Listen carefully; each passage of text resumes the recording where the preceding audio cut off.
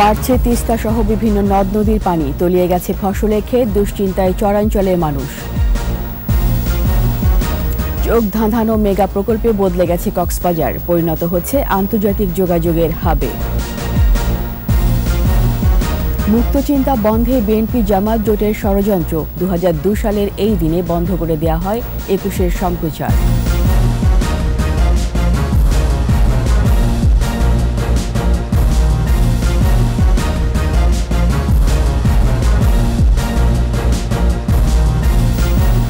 শুনছিলেন first security ইসলামী bank limited সংবাদ শিরোনাম। আমন্ত্রণ দুপুর 2টার 21 সংবাদের সাথে আছি রীতা চৌধুরী। দর্শক, 21 টেলিভিশনের সংবাদ একই সাথে সরাসরি দেখতে পাবেন আমাদের ফেসবুক পেজ www.facebook.com/2124 অনলাইনে। এছাড়া সংবাদ আরও থাকছে। যুক্তরাষ্ট্রের শতাধিক রিসোর্টের মালিক বাংলাদেশি প্রকৌশলী মাসুদ, বছর জুড়েই পর্যটকের ভিড়।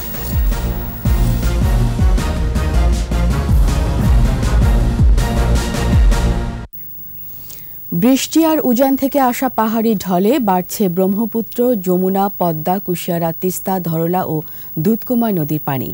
কাউনিয়া পয়েন্টে তিস্তা, পোড়াবাড়িতে যমুনা ও কলমাকান্দা পয়েন্টে সোমেশ্বরীর পানি বিপদসীমার উপর দিয়ে প্রবাহিত হচ্ছে বলে জানিয়েছে বন্যা পূর্বাভাস ও সতর্কীকরণ কেন্দ্র। প্রতিনিধিদের সহায়তায় আরও জানাচ্ছেন শতরূপা দত্ত। রংপুরের কাউনিয়া পয়েন্টে এক সপ্তাহ ধরেই বিপদসীমার উপরে তিস্তার পানি। কাউনিয়া ও গঙ্গাচড়ার 30টি চরাঞ্চলের গ্রাম এখনও 2 থেকে 2.5 ফুট পানির নিচে। তলিয়ে গেছে ধানসহ বিভিন্ন শস্যক্ষেত। পানিবন্দী অন্তত 25,000 মানুষ। বাড়িঘর ছেড়ে উঁচু স্থানে ও পাউবো বাঁধে আশ্রয় নিয়েছেন অনেকে। চেয়ারম্যান শুকনিয়া যিনি দিতেছে তাতে আমাদের কিছু হয় না। এখন বাদে আমরা আস্থা রাখছি, বাদও তো পানি বোর্ড আমাকে থাকতে দেয় না। কাউনিয়া পয়েন্টে তিস্তার পানি বৃদ্ধি অব্যাহত থাকতে পারে বলছে পানি উন্নয়ন বোর্ড। গাইবান্ধার অন্যান্য নদ নদীর পানি কমলেও তিস্তার পানি এখনও বিপদসীমার উপরে। পাটসহ অন্যান্য সবজি ক্ষেত নষ্ট হওয়ায় দুশ্চিন্তায় চরাঞ্চলের বাসিন্দারা। পাট আমি বসলাম 4 বিঘা জমিন, বন্যায় আমার ক্ষতি হয়ে গেছে। চারদিকে পানি আর পানি, শিক্ষার্থীরা কিভাবে আসবে, শিশুরা বাচ্চারা কিভাবে আসবে, ওদের তো আসলে নিরাপত্তার দরকার। সিরাজগঞ্জে যমুনা নদীতে আবারও বাড়ছে পানি, আতঙ্কে আছেন চরাঞ্চলের মানুষ। 2-4 দিনের মধ্যে পানি এসে এলাকা একদম ভরপুর হয়ে গেল, কানায় কানায় ভরে গেল, যার কারণে দোকানটা আজকে আমরা উপরে তুললাম। এই যে খড়িগুলো দেখতেছেন এগুলো নিচে ছিল, তো পানি বেড়ছে, অনেক বেশি বাড়ছে, সেই কারণে আবার খড়িগুলো আমরা উপরে তুলছি। কাজীপুর সদর, বেলকুচি, চৌহালি ও শাহজাদপুরের নিম্নাঞ্চল প্লাবিত হয়েছে। তলিয়ে গেছে আবাদি জমি ও গোবাথান। শতরূপা দত্ত, 21 টেলিভিশন।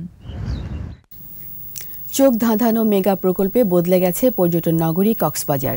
গভীর সমুদ্র বন্দর, আন্তর্জাতিক বিমানবন্দর ও আন্তঃদেশীয় রেল সংযোগের কারণে আন্তর্জাতিক যোগাযোগের হাবে পরিণত হতে যাচ্ছে এ জেলা।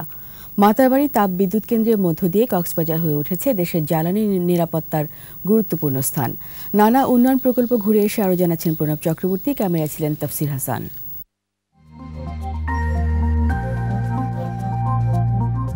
একপাশে বিশ্বের দীর্ঘতম সমুদ্র সৈকত, অন্য পাশে সবুজের হাতছানি। গেল 1.5 দশকে এ জেলা বদলেছে বহুগুণ। আওয়ামী লীগ সরকারের হাত ধরে বদলে যাওয়া জনপদ এখন কক্সবাজার। সমুদ্রের পাড় ধরে 100 কিলোমিটারের মেরিন ড্রাইভ পেরিয়ে পর্যটকদের বিস্তৃতি টেকনাফ পর্যন্ত। এ সড়কেরই এক প্রান্ত সাবরাঙে আন্তর্জাতিক মানের সুযোগ সুবিধা নিয়ে গড়ে উঠছে এক্সক্লুসিভ ট্যুরিস্ট জোন। খুরুশকুল আশ্রয়ণ প্রকল্প। এ প্রকল্পের আওতায় 5 তলা বিশিষ্ট 139টি বহুতল ভবনে থাকতে পারবে জলবায়ু উদ্বাস্তু 4,409 পরিবার। আগামী বছর ইনশাআল্লাহ জুন মাসের মধ্যেই আমরা আশা করছি যে সম্পূর্ণ প্রকল্পের কাজ শেষ করতে পারব। এবছরই কক্সবাজার যুক্ত হতে যাচ্ছে দেশের রেল নেটওয়ার্কের সাথে। রেল লাইন সম্প্রসারিত হচ্ছে মিয়ানমারের গুমধুম পর্যন্ত, যা যুক্ত হবে ট্রান্স এশিয়ান রেলওয়ে করিডোরের সাথে। আমরা 6.5 থেকে 7 ঘন্টার মধ্যে ঢাকা থেকে কক্সবাজারে ট্রেন নিয়ে আসতে পারবো।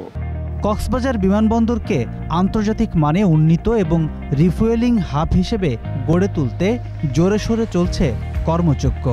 দেশে প্রথমবারের মতো সমুদ্রের উপর রানওয়ে করা হচ্ছে। নবায়নযোগ্য জ্বালানি সম্প্রসারণে খুরুশকুলে নেওয়া হয়েছে বায়ুবিদ্যুৎ প্রকল্প, যেখান থেকে আসবে 60 মেগাওয়াট বিদ্যুৎ। এই 10টি টারবাইনের মাধ্যমে আমরা বর্তমানে জাতীয় গ্রিডে বিনামূল্যে বিদ্যুৎ সরবরাহ করছি। মাতারবাড়িতে গড়ে তোলা হয়েছে 1200 মেগাওয়াট ক্ষমতা সম্পন্ন কয়লা ভিত্তিক তাপবিদ্যুৎ কেন্দ্র। এবছরই এখানকার বিদ্যুৎ যুক্ত হবে জাতীয় গ্রিডে। নেক্সট ডিসেম্বরে আমরা এটা ফুল সিওডিতে আমরা ডিক্লারেশনে চলে যেতে।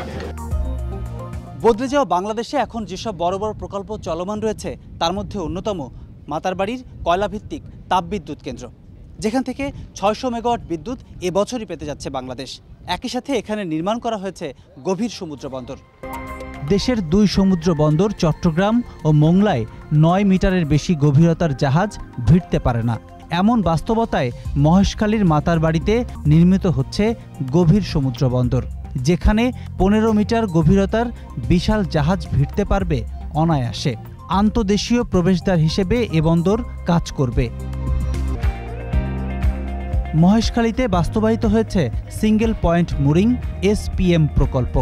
সমুদ্রে 146 কিলোমিটার এবং স্থলভাগে 74 কিলোমিটার দীর্ঘ পাইপলাইনের মাধ্যমে মাদার ভেসেল থেকে সরাসরি তেল খালাস হবে মহেশখালীর রিজার্ভারে, যাবে চট্টগ্রামের স্টার্ন রিফাইনারিতেও।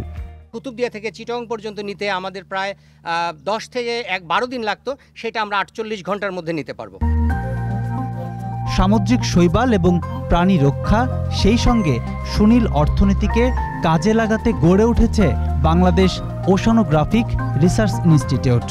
আমাদের গবেষণার মাধ্যমে আমরা জানাই দিই সরকারকে যে আপনি এখানে মাছ পেতে পারেন বেশি। কক্সবাজার বাংলাদেশের একমাত্র জেলা যেখান থেকে বিমানপথে, সমুদ্রপথে এবং রেলপথে সারা বিশ্বের সাথে কানেক্টেড হওয়ার কিন্তু পসিবিলিটি আছে। উন্নয়ন এবং নিরাপত্তায় বদলে যাওয়া কক্সবাজার এখন ভ্রমণ পিপাসুদের প্রথম পছন্দের জায়গা। প্রণব চক্রবর্তী, 21 টেলিভিশন, কক্সবাজার। জন্মলগ্ন থেকে মুক্তিযুদ্ধের চেতনা ধারণ করে 21 টেলিভিশন গণমানুষের আস্থা অর্জন করলেও 2 বছরের মধ্যেই স্বাধীনতা বিরোধীদের ষড়যন্ত্রের শিকার হয়। 21 বছর আগে 2002 সালের 29 আগস্ট তৎকালীন বিএনপি জামাত জোট সরকারের চক্রান্তে বন্ধ করে দেওয়া হয় 21-এর সম্প্রচার। এর মাধ্যমে খর্ব হয় গণমাধ্যমের স্বাধীনতা, রুদ্ধ হয় মুক্তচিন্তা চর্চার পথ। মানিক শিকদারের রিপোর্ট। পরিবর্তনের অঙ্গীকার নিয়ে 2000 সালের 14 এপ্রিল বাঙালির চিরায়ত উৎসব বাংলা নববর্ষের দিনে 21 টেলিভিশনের যাত্রা। বঙ্গবন্ধু কন্যা প্রধানমন্ত্রী শেখ হাসিনা উদ্বোধন করেন দেশের প্রথম বেসরকারি টেরিস্টোরিয়াল ও নতুন প্রজন্মের টেলিভিশন। আজকের এই মনোরম সন্ধ্যায় 21 টেলিভিশনের শুভ উদ্বোধন ঘোষণা করছি।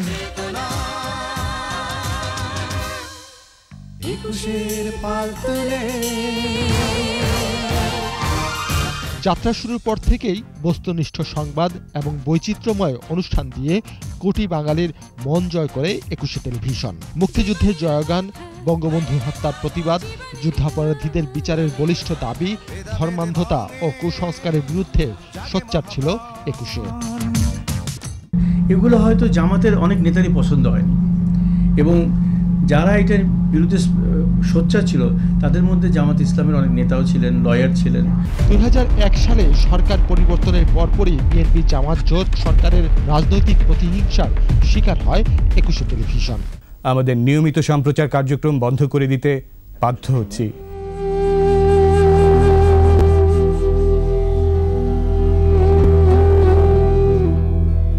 সম্প্রচার বন্ধ করেই ক্ষান্ত হয়নি তারা। 21 প্রতিষ্ঠাতা, পরিচালক, কর্মকর্তা, সাংবাদিকদেরও নানাভাবে নাজেহাল করা হয়।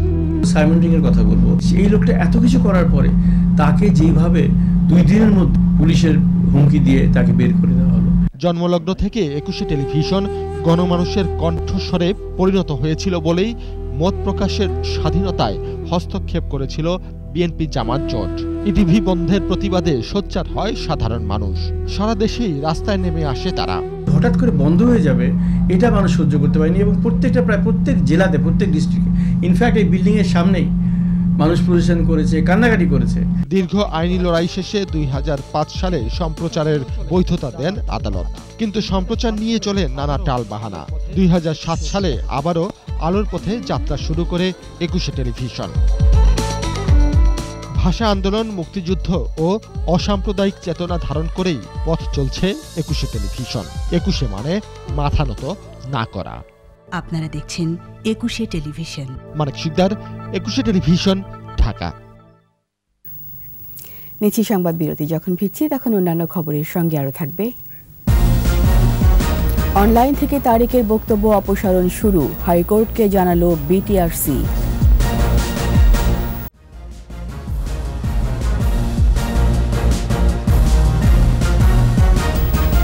আবার আমন্ত্রণ দুপুর 2টার 21 সংবাদে। হাইকোর্টের আদেশে অনলাইন থেকে তারেক রহমানের বক্তব্য অপসারণের কাজ শুরু করেছে বাংলাদেশ টেলিযোগাযোগ নিয়ন্ত্রণ কমিশন বিটিআরসি। বিটিআরসির আইনজীবী খন্দকার রেজা ই রাকিব বিষয়টি আদালতকে জানান। বলেন, তারেক রহমানের বক্তব্যের অনলাইন ইউআরএল তালিকা করে সরানোর কাজ শুরু হয়েছে। বাইরে থেকে কেউ লাইভ দিলে সেটা মনিটরিং করা জটিল হলেও চেষ্টা অব্যাহত রয়েছে বলে জানান তিনি। এর আগে সোমবার তারেক রহমানের বক্তব্য, বিবৃতি, ভাষণ অপসারণে কার্যকর পদক্ষেপ নিতে বিটিআরসিকে নির্দেশ দেন হাইকোর্ট। জানাবো ব্ল্যাকহেড ডেঙ্গু পরিস্থিতির খবর।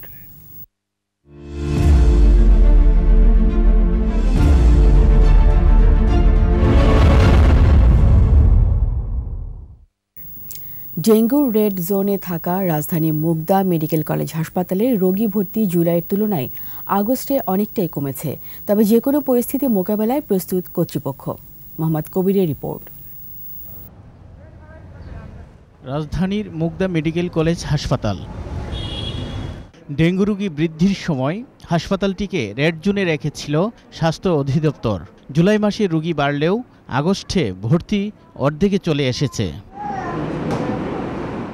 ডেঙ্গু ওয়ার্ডে নেই শয্যা সংকট, চিকিৎসা সেবায় সন্তুষ্ট রোগী ও স্বজনেরা।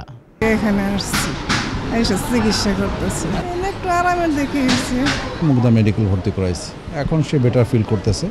গতকালকে থেকে তার ডেভেলপমেন্ট শুরু হয়েছে, পার্টি রেট চেঞ্জ আসতেছে, এখন আজকে অনেক ভালো ফিল করতেছে। এখানে আসার পরে কিছুটা স্বস্তি লাগতেছে। ভর্তি থেকে শুরু করে এখন পর্যন্ত চিকিৎসাতে কোনো ধরনের সমস্যা হচ্ছে না এবং সবার আন্তরিকতা আছে। ওষুধ, স্যালাইন সব দিক দিয়ে আমরা পাচ্ছি। ডেঙ্গুর মৌসুম চলমান থাকায় যে কোনো ধরনের জ্বর বা অস্বাভাবিক কিছু হলে দ্রুত চিকিৎসকের পরামর্শ নেওয়ার আহ্বান বিশেষজ্ঞদের। এখন একটু ডেঙ্গুর মৌসুম চলছে সারা দেশেই। আমার অনুরোধ রইবে, আপনি যে কোনো কারণে অসুস্থ হলেই অনুগ্রহপূর্বক বাসায় অপেক্ষা না করে রেজিস্টার চিকিৎসকের পরামর্শ নিয়ে NS1 টেস্টটি করুন, CBC পরীক্ষাটি করুন। আপনি নিশ্চিত হন যে আপনি ডেঙ্গু আক্রান্ত নন, তাহলেই এখান থেকে রেহাই পাওয়া যাবে। রোগী বেড়ে গেলেও সেবার সংকট হবে না বলেও জানিয়েছে হাসপাতাল কর্তৃপক্ষ। মোহাম্মদ কবির, একুশে টেলিভিশন, ঢাকা। শেষ করব যুক্তরাষ্ট্রের রিসোর্ট ব্যবসার খবর দিয়ে। প্রশান্ত মহাসাগরে পাড় ঘেঁষে কয়েকশো রিসোর্ট। করোনায় বন্ধ থাকা নান্দনিক এসব স্থাপনা কম দামে কিনে নিয়েছেন বাঙালি ব্যবসায়ীদের কেউ কেউ। তাদেরই একজন প্রকৌশলী মাসুদুর খান। অরেগন আর ওয়াশিংটন স্টেটে যা রয়েছে 100-রও অধিক রিসোর্ট আর হোটেল। যুক্তরাষ্ট্র ঘুরে এসে বাকিটা জানাচ্ছেন অখিল পোদ্দার।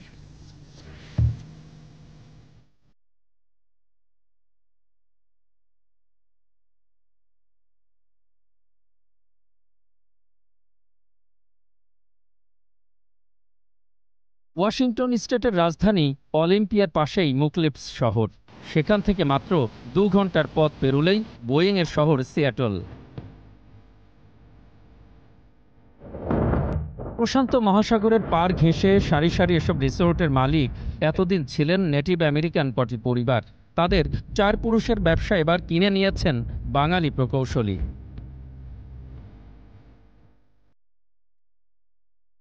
সারা বিশ্বের টেক সিটি নামে পরিচিত সিয়াটলে প্রতিদিন যারা আসেন, প্রশান্ত মহাসাগর পাড়ের এসব রিসোর্ট তাদের অবসর যাপনের জন্য হতে পারে কাঙ্ক্ষিত গন্তব্য।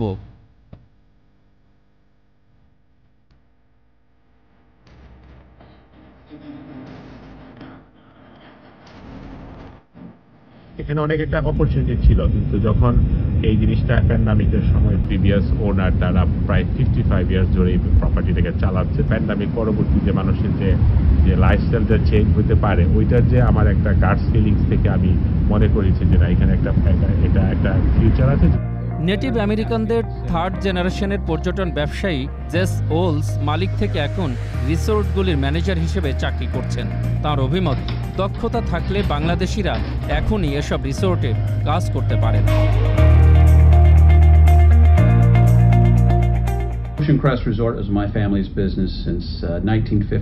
পর্যটন ছিল আমাদের বহু পুরনো ব্যবসা। একজন বাংলাদেশি প্রকৌশলী সেগুলো কিনেছেন এবং অল্প সময়ের মধ্যে খুবই ভালো অবস্থানে নিয়ে গেছেন। আগামী 1 দশকে এটিকে তিনি শিল্পে রূপ দিতে পারবেন, যেখানে বহু সংখ্যক বাংলাদেশি যুক্ত হতে পারবেন। পৃথিবী জুড়ে পরিচিত হাইওয়ে 1, যার শুরু ক্যালিফোর্নিয়া থেকে আর শেষ অরেগনে, এই 1000 কিলোমিটার সৈকতের পাড়ে আরও কয়েকশো রিসোর্ট গড়তে চান ইঞ্জিনিয়ার মাসুদুর খান। কারণ বছর জুড়ে প্রশান্ত মহাসাগরের সৌন্দর্য উপভোগ করতে শুধু কানাডা থেকে আসেন 25 থেকে 30 লাখ পর্যটক, আর অন্য রাষ্ট্রগুলো তো আছেই।